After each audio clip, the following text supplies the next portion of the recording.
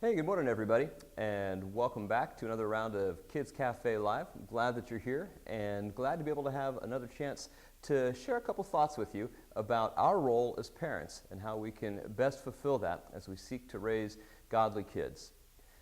Well, this morning, the question that we want to wrestle with is, how are we doing in pursuing relationships with other trusted adults for our kids? How are we helping our kids, in other words, connect with other adults who can be good role models, good mentors, good teachers for them? I think we probably all find that that can be a challenge for us, particularly because we live in a day and age where, well, first off, we're taught to be independent.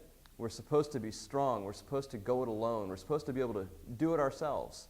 Then you add to that the fact that we live in an affluent culture that really emphasizes isolation.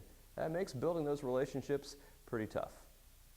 In fact, one way to illustrate this is, I know that when Christy and I were first married, we lived in a couple different apartments, and even though we were sharing walls with our neighbors, I honestly don't think we ever even knew their names. Later on, we bought our first place to own. It was actually a townhome, and lived in townhomes for quite a while, in condos. And there again, still kind of sharing walls, you're close. We got to know a few names of folks, but really didn't do a whole lot to build relationships. And it's only been recently when we've finally been blessed to own our first house that we've really worked hard and intentional to get to know our neighbors. But we've had to work at it. But fortunately, we've been able to get to a place where we had a Christmas block party. We know the names, we know a little bit about our different neighbors. And what's fun is that they're getting to know our kids as well.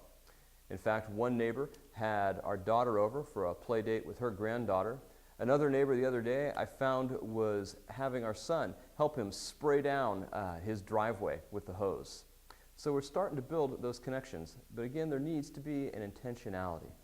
Because the truth is, those kinds of community connections have really gone away in recent years.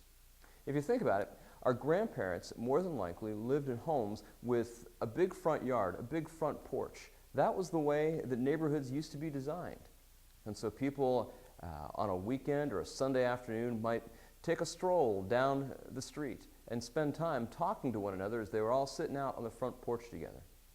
Well, chances are with your house like mine, now we've got big backyards with big fences that surround all our private space where we can sit on our decks or with our barbecues and whatnot. There's not a lot of stuff in the front. In fact, we just hit that clicker, we drive right in, the door goes down, and we're safe and protected and isolated. But unfortunately, isolated from some valuable relationships with our kids. So that's our challenge for this month, is that we want to work together on trying to reverse this trend towards isolation. Because the truth is, it's actually rather healthy and normal to have trusted adults in the lives of our children. If you think about it, particularly as kids get older, they'll often go to an adult they trust to share things that perhaps they wouldn't feel quite comfortable sharing with their mother or their father. Also, other adults can help to model the values that we as parents are trying to instill in our kids. And they begin to see that these things are not just important to you, they're important, period. And therefore values that they too should embrace. Also, other adults can be a great source of encouragement and positive feedback. Many of us can probably remember having a coach or a teacher who spoke words of affirmation, gave us praise, and it still lives with us. So we wanted to be able to try to reverse that trend, and certainly that's something that we can do together as a church. Within the church, we are intentional about trying to put together programs that'll help our kids build relationships with some trusted adults. That's why we've got our small groups, our cluster groups that meet together, why we're working hard to get good folks in as teachers, and why we'd love to have some of you step into those roles as well, to help build relationships not only with your own kids, but with the kids that God has blessed our church family with. In addition, the church also provides a wonderful opportunity for us as parents to interact with others who share our values, who share our commitment to Jesus Christ, and who share a passion for helping raise kids who know and love and follow our Lord.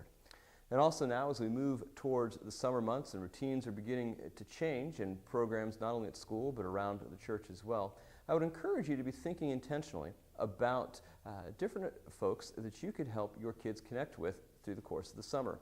You might even want to sit down with a friend or with your spouse and be intentional about making a list of who are some people that you've really noticed could have a positive impact on your kids. And then pursue opportunities to interact with them, opportunities for just having fun together, and then also seizing those teachable moments as they come up.